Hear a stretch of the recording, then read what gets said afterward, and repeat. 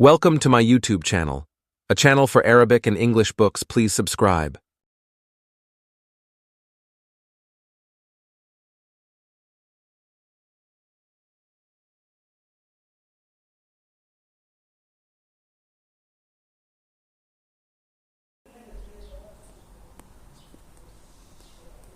Two, how powerful people stay powerful. Friedrich Nietzsche once said, "It is easier to cope with a bad conscience than with a bad reputation."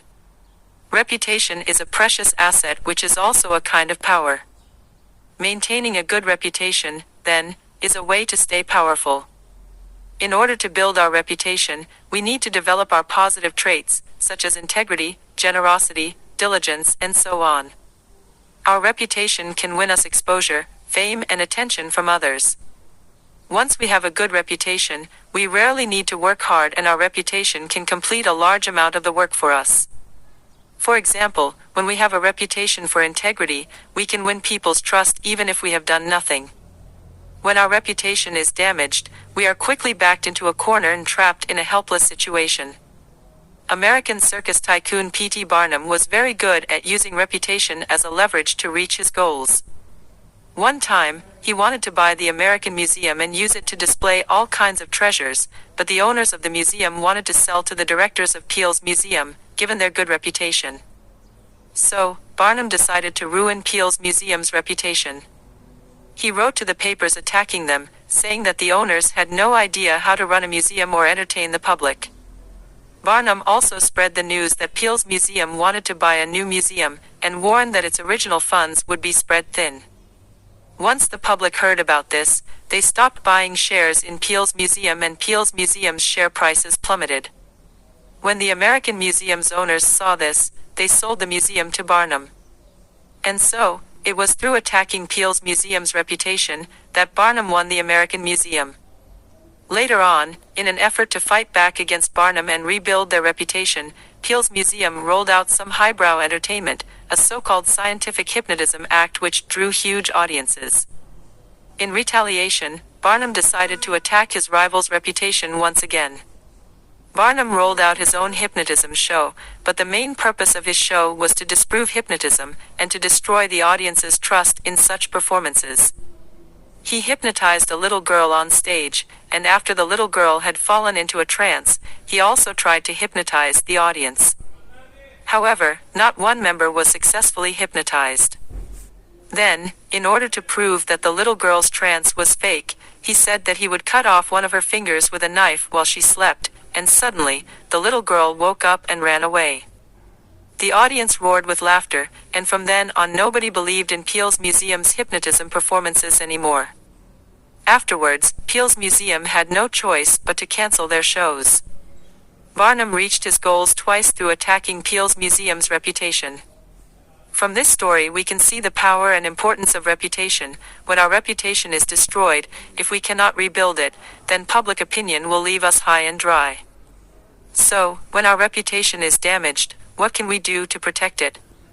We can associate with people who enjoy a good reputation. The showman P.T. Barnum once invited the Swedish soprano Jenny Lind over from Europe and sponsored her tour around America in an attempt to cast off his vulgar, brash reputation.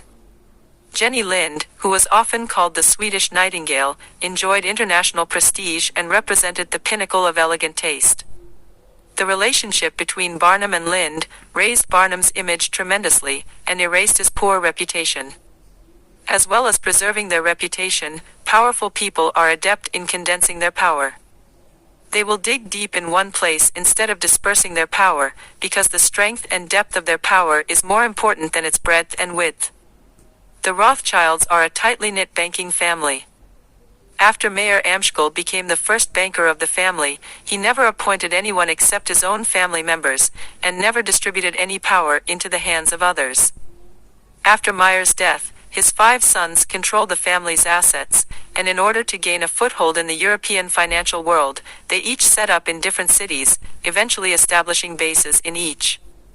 Before their power was decentralized to different cities, Mayer had warned them that when their power was dispersed, this could lead to internal divisions. To confront this problem, the strategy Mayer's sons adopted was to stay in close contact with each other and exclude outsiders. They created a mode of communication that could only be decoded by themselves, and other people had no way to enter into their world. To avoid outsiders knowing their secret information, they even tried to only marry members of their own family. The Rothschild family were therefore very closely united. They accumulated more and more wealth, and the whole family's power grew colossal and unshakable. From the example of the Rothschilds, we can learn that power comes from concentration of strength, and when strength is concentrated, the power generated is enormous. This can also be applied to a single person. As Schopenhauer wrote, intellect is a magnitude of intensity, not a magnitude of extensity. When a person concentrates wholeheartedly on one thing, an incredible explosive force is brought into being. But when our power is dispersed, we are in a state of expansion and slack. Next, let's take a look at the third way to maintain power. Powerful people show their views through actions. When people disagree with us, it is very difficult to get them to approve our ideas if we endlessly argue with them. But compared to verbal argument, showing our opinions through taking actions and setting an example is a stronger method of persuasion. The famous English architect Christopher Wren had many years of experience in architectural design, and had met many sponsors with unreasonable opinions, but Wren never argued with them too much. Instead, he used practical actions to prove his point of view. Christopher Wren was once tasked designing the town hall for the city of Westminster, which was to be splendid and magnificent. However, the city mayor was very nervous that the third floor might collapse, and asked that Wren added 2 extra columns to support it. Wren had a deep knowledge of architecture and rich design experience, and knew that the mayor's worries were unfounded, but he added 2 columns as requested. Many years later, when the workers were on the scaffolding, they discovered that these 2 columns didn't even touch the ceiling. If Wren had gone to great pains to argue with the mayor about the rationality of his design, he may have failed to persuade him and could have even ended up offending him. But when he obeyed the mayor's intentions and created the facade of 2 extra columns, not only did he dispel mayor's concerns, he also used real evidence to prove his views many years later. As such, by showing one's viewpoints through actions, the persuasiveness of our argument can be increased. So, that is all for the second section of this bookie. We have talked about how reputation is a kind of power, and that we must build and safeguard our reputations. Next, we talked about how we should concentrate our power, and gain strength and depth to our power, and should not let it disperse. Finally, we talked about gaining power through actions and how there's no need to say too much.